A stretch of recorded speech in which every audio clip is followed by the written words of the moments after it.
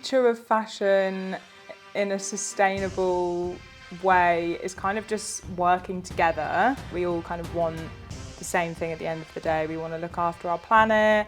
We want to be able to consume fashion in a greener way. It's just about kind of stepping forward together and realising how we can all help each other, like help share resources, educate each other. And I think also remember everyone's kind of learning about this for the first time. No one has like the end answer. It's not going to be solved overnight. So I think it's just kind of help one another, I guess.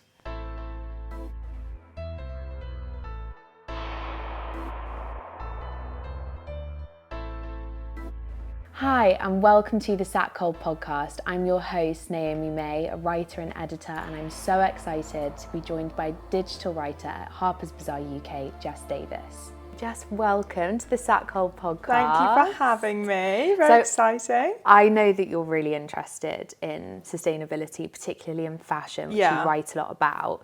Can you start by telling me when you initially got really interested in sustainability?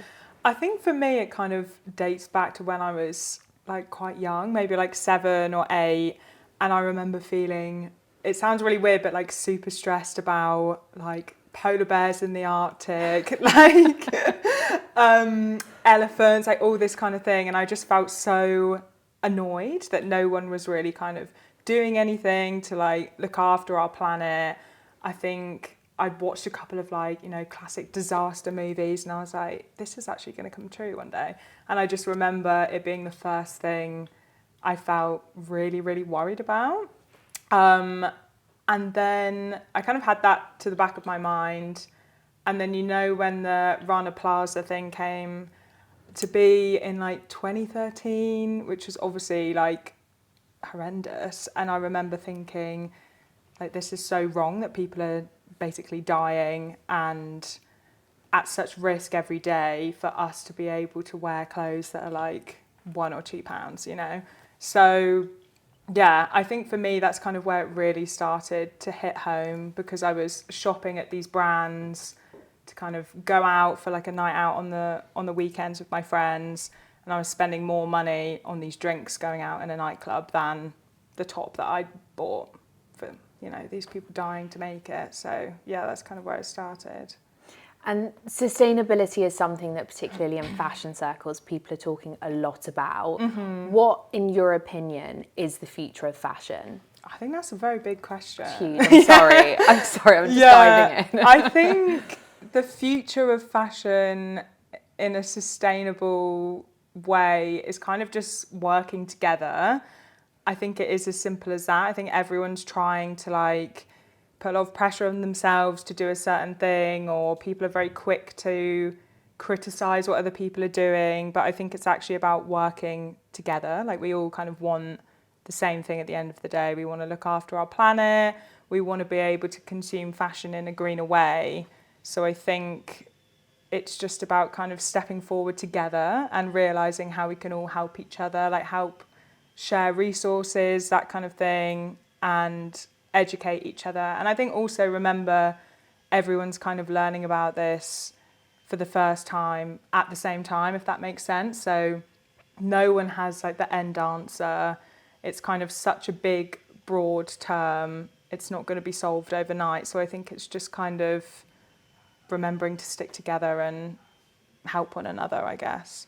So what role do you think journalism has to play in terms of making readers more aware of sustainable issues? I think the responsibility is acting as a middleman between what you need to do to be a like eco-conscious shopper and how that kind of applies to the person. So I think in sustainability, it's very jargon heavy, it's very confusing, there's a lot of buzzwords.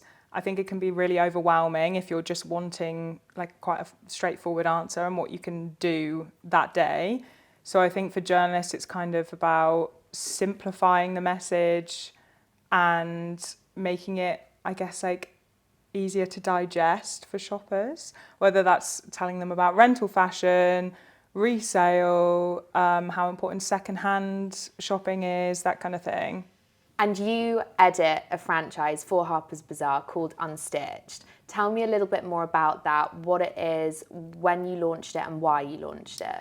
So we've kind of been doing it for the past maybe 3-4 years now. And it's basically a way to inform our readers about the brands that they should be championing, that they should be supporting, people who are doing good things.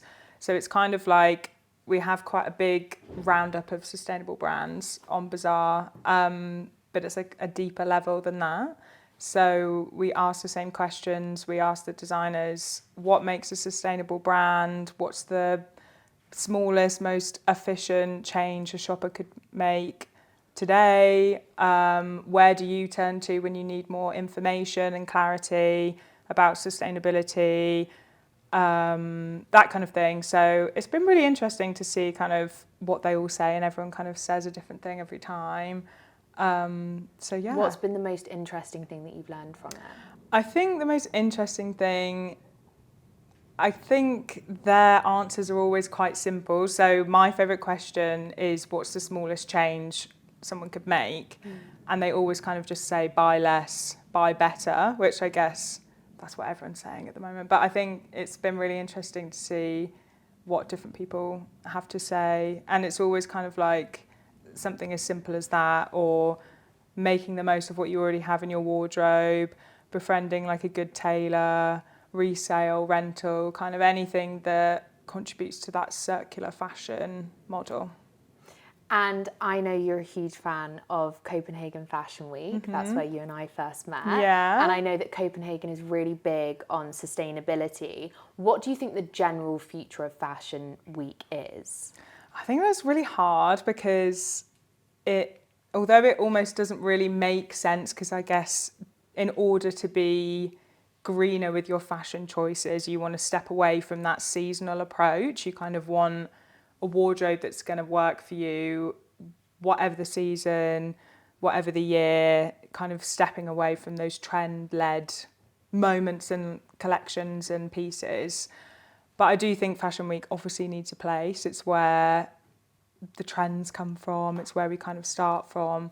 But I think if you look at how Copenhagen do it, you can still kind of operate on that sort of calendar, but make sure like the logistics side of things are a little bit more sustainable. So people sharing cars, people using like renewable energy and like things like that wherever they can, sustainable set design, championing the right brands, as I've said before. So I think there is a way you could kind of operate, but still in a greener way.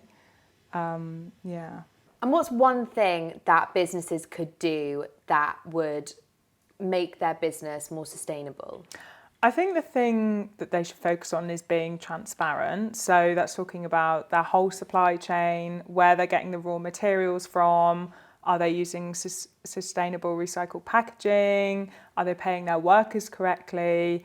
I think that all comes under that umbrella of transparency, which is really important. And that also shows that we can trust them as a business or a brand. So then we're more likely to recommend them to our readers as a source that you can trust. And do you think social media helps or hinders these conversations around sustainability? I think with any big topic, social media is a tricky one. Sometimes it can be helpful, sometimes it can do more harm than good. But I think with sustainability, as it's quite a new term, it's a very broad subject, I think it's quite a good educational tool. So you can almost make your own resources on there. You can follow the right people, follow campaigners.